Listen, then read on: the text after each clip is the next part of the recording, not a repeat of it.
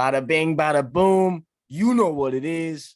UFC Fight Night, Vegas at the Apex, number 64. Marina Rodriguez versus Amanda Lemos going down. We're going to break down every single pick on the main card from the bottom to the top. Let's get into it. Let's get after it. We got undefeated, the Olympian, Mark Madsen, 12-0, coming out against Grant Dawson, 18-1-1. Man, this is a good fight. Low key, this is a great fight. This is going down at 155 pounds. Grant Dawson is on a tear right now. I mean, entering the UFC, this guy is like 7-0-1. I mean, yet to taste that, true defeat in the UFC space. Same goes for Mark Madsen, who's 4-0 in the UFC. This is going to be an absolute barn burner. This fight was actually supposed to go down a little bit earlier, but Grant needed a little bit more time for, his weight cut and all that kind of stuff. I think he's dialed for this. I think he's going to be the one that erases that 0 from Mark Madsen's record.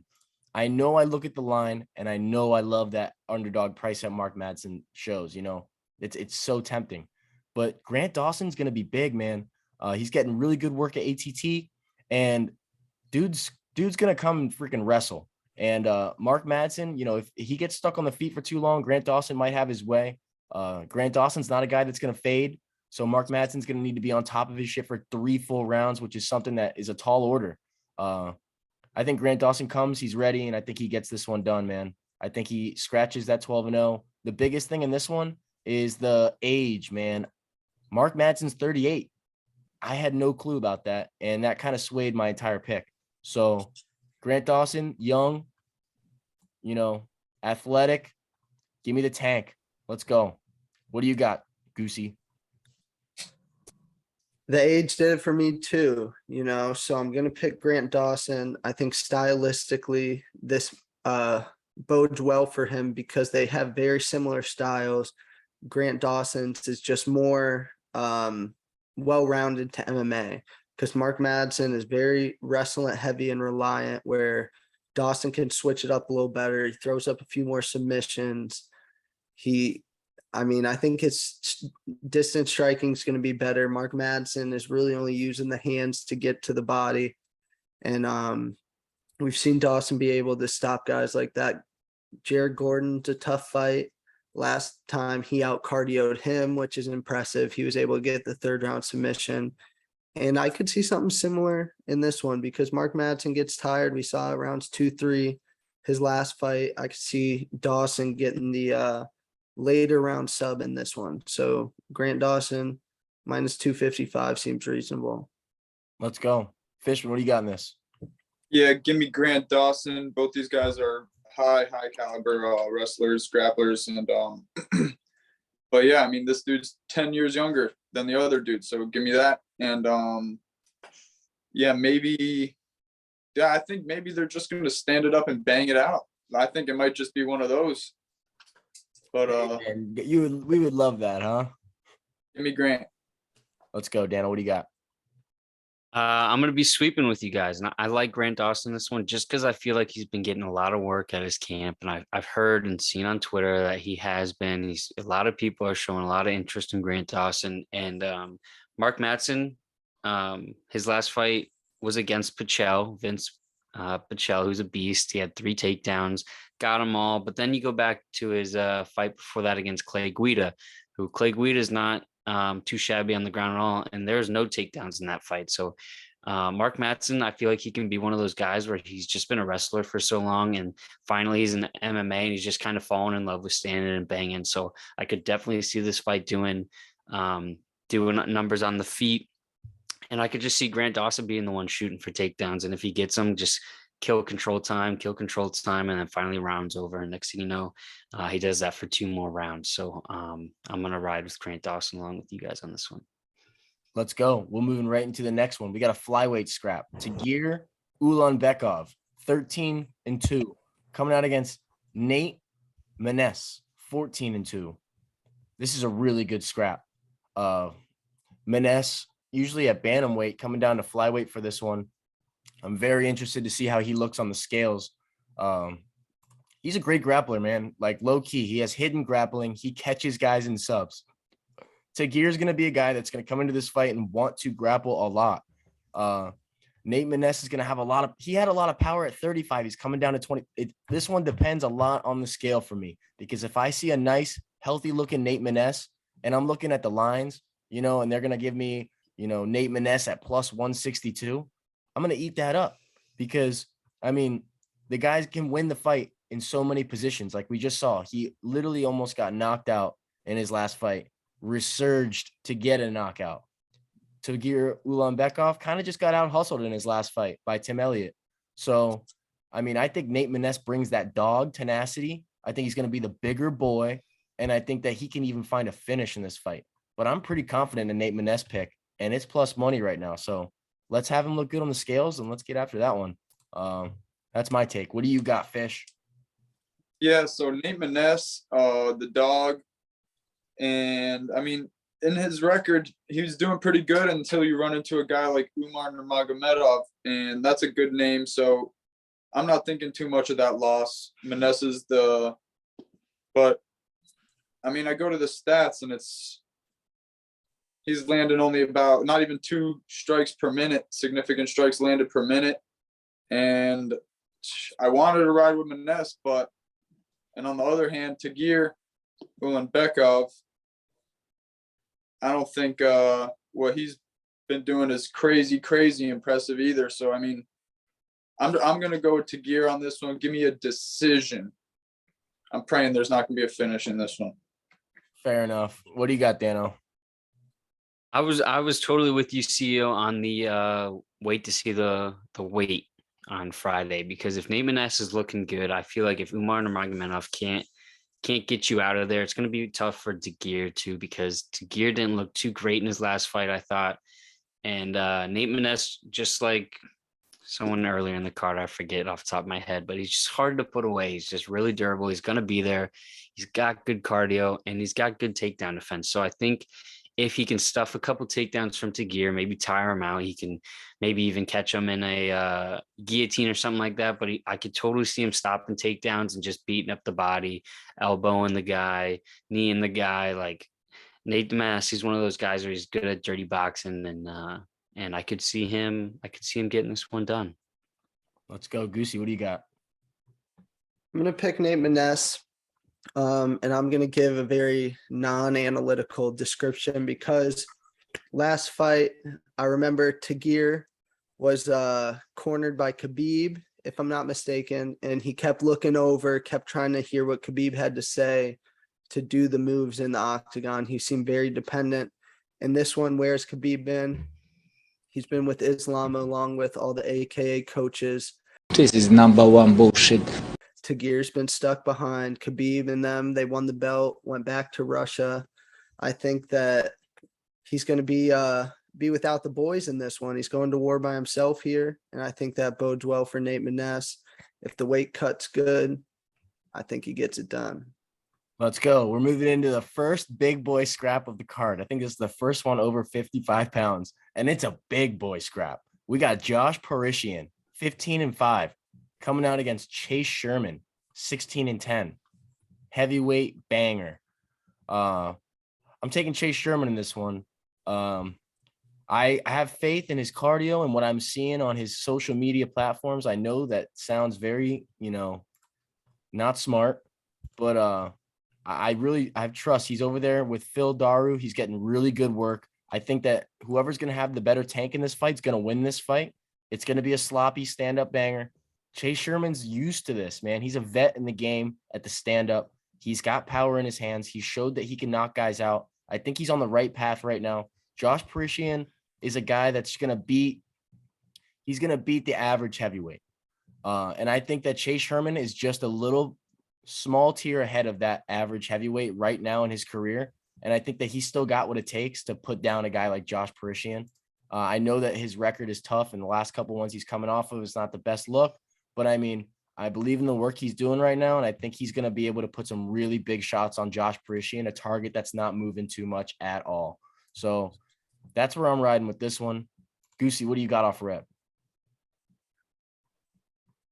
I think I'm picking the Vanilla Gorilla Chase Sherman in this one. I made a big deal about him earlier in the year and got disappointed, but I'm back. So Chase Sherman, please, dog. I think that he's gonna get a knockout in this one because you look at it for Parisian, he's coming off a win, but Badeau looked like really bad in that fight, and he was able to knock him down with a punch like this. And I think that Chase Sherman will be able to connect that right hand. He's a big boy. He's got that Mississippi power, and I think he gets it done in this one. Let's go. Dano, what do you got? I'm riding with Chase Sherman too. Never thought I'd be saying that, but I mean, remember how we were talking about him and him looking really good in his last fight? And yes, it was against Jared Vandera, who made some questionable decisions. But even though it was on the feet, Sherman looked really improved. And Parisian is just not one of those guys who I think could stand with him on the feet, because I feel like he's just going to gas out. And I know Parisian's got an all right gas tank, but he's got a low takedown percentage, gets around 1 per fight. But Sherman's got pretty good takedown defense. So I feel like if Sherman's getting the upper hand on the feet, maybe early on, I could see Parisian going for a takedown. And if Sherman stops that, I could totally see that just draining Parisian's gas tank, which would just lead Sherman just to feast on the feet. So I'm gonna ride with Sherman, like you said. Hopefully, his social medias are true. He's looking a lot better, and put some faith in the big boy. Let's go. Faith in the boy. What do you got, Fish? Yeah, I'm gonna ride with Chase Sherman on this one. Hopefully the work he's been doing is just improving his cardio, because I think if he just improves his cardio, he could just lay the hands on people if he could just go throughout 3 rounds with the big boys. But yeah, give me Chase Sherman. Yeah, I don't know about a finish or decision or nothing. I'm just gonna ride with Chase money line. Hey, man, he fought Jared Vandera, and we all just saw what Jared did last weekend. He about butchered that boy's legs. So, not the worst Jared Vandera nowadays. Let's get into the co-main. We got D-Rod, 17-2. This is a middleweight scrap. He's fighting Neil Magny, 26-9. This is a really tough one, bro, because we just saw D-Rod against Li Jingliang, and we kind of just saw Li Jingliang bounce in and bounce out and hit him with clean twos to the body. And really, I mean, I think he won the fight. But, that's what Neil Magny is all about. I mean, this guy's just going to be in and out, distance management. He's going to be, floating around the octagon. And it's going to be a matter of, is D-Rod going to up his urgency? Is he going to up his aggression?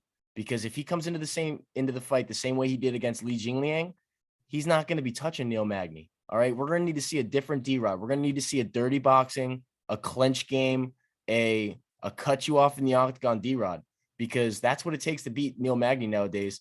I think he's up for the test. I'm going to take D-Rod because I think that he's the type of guy to bounce back after a performance like that. He's not happy with it. He kind of knows what it was like, and I think he knows what he needs to go in there and change. I mean, you get a guy like Neil Magny, it's no secret you need to close distance and get it off. I think he's going to get it done. His athleticism is good. His hands are really clean. I could see a knockout in this fight. I could see a knockout round 2 or 3. That's going to be really tough to touch Magny in the first round or 2. But I think as soon as he slows him down a little bit, maybe mixes in some leg kicks. I know it's weird for D-Rod, but he's going to need to utilize a different game plan. I think he does. And I think he gets it done. Let me see these odds real quick. We got D-Rod at plus 100. Looks like it's about getting to even money. Fair enough. I'm taking D-Rod. What do you got, Dano? I like underdog D-Rod in this one. I feel like he's a total scrapper. Like you said with the Leech fight, shout out to the Leech, poor guy. But I feel like he's going to want to, prove a point this fight. And I remember he said he wants to fight. Like he was upset with the fans' reaction. So he was like, yo, get me back in there. Like I'm trying to, show him what's up. So I feel like he's going to ball out this one, even though he's got 73% takedown defense. He's got really good takedown defense. And Neil Magny, he's one of those guys where he's just going to shoot at random times, or when he's hurt, he'll shoot. And I feel like if D-Rod can just stuff a couple, I know this card's just going to be full of people who were rooting on to stuff some takedowns, but I feel like this will just be another one of those fights. He stuffs a couple takedowns, stands Neil Magny up. I feel like he's going to be successful on the feet. He's got really slick boxing. So I think D-Rod, this will be a scrap, but I think D-Rod's going to come out on top of this one. Yeah, you don't often see Neil Magny decision lines at this much value because it's those are nice. But I mean, you got to remember Max Griffin knocked him down. So, woo, woo, woo. Goosey, what do you got? D-Rod. I think we're getting a little bit of a discount on him here because everyone remembers the last fight against the Leech, but I mean, he did get the win. It may be the wrong decision, but he was able to make it close enough that 2 judges gave it to him, 2 trained judges. And I think if you're trading back and forth with the Leech, you'll be able to hold your own on the feet against Neil Magny. I think you'll be able to stuff the takedowns, get the better end of the striking exchanges, and get the win. I think we're getting him at a discount though, because it was a kind of quick turnaround. And then he said he got staph infection and they pushed it back even 2 more weeks. So I think he's a smart guy. I think he realized that this was a quick turnaround and might have told the UFC he had staph infection so he could get a little extra break. I don't blame him at all. Probably a smart career move if that's the case. I mean, I have nothing to go off of, but I don't think he'd be putting himself in this position if he had staph. So give me D-Rod, dog value. I like it. Fishman, what do you got? Give me D-Rod. I think this is going to be a great fight to watch. Yeah, but like what you guys said, if D-Rod keeps it on the feet, I think he's gonna have his way. Neil Magny is a long, lanky, elusive dude, but yeah, I mean, one thing too, I like what the Leech has been doing. You know, he's been doing good since that Hamzat El, and D-Rod beat him. He won, and I like that. Give me D-Rod. All right, let's go. Moving into the main event, we got Marina Rodriguez coming out against Amanda Lemos. Marina Rodriguez 16-1-2. Amanda Lemos is 12-2-1. Strawweight scrap. I'm taking Marina Rodriguez by decision. Goosey, what do you got? We got under a Marina minute. Rodriguez by decision. Dano. Yeah, Marina Rodriguez. If she can stay away from the power of Lemos, which I think will happen, give me Rodriguez. Fishman. Shit. I'm gonna be the bad guy in this one. Let me go with Lemos. I'm gonna go with Lemos. Knockout. Let's go. Those are the picks and predictions. Thanks for tuning in. We got the whole card. Let's go.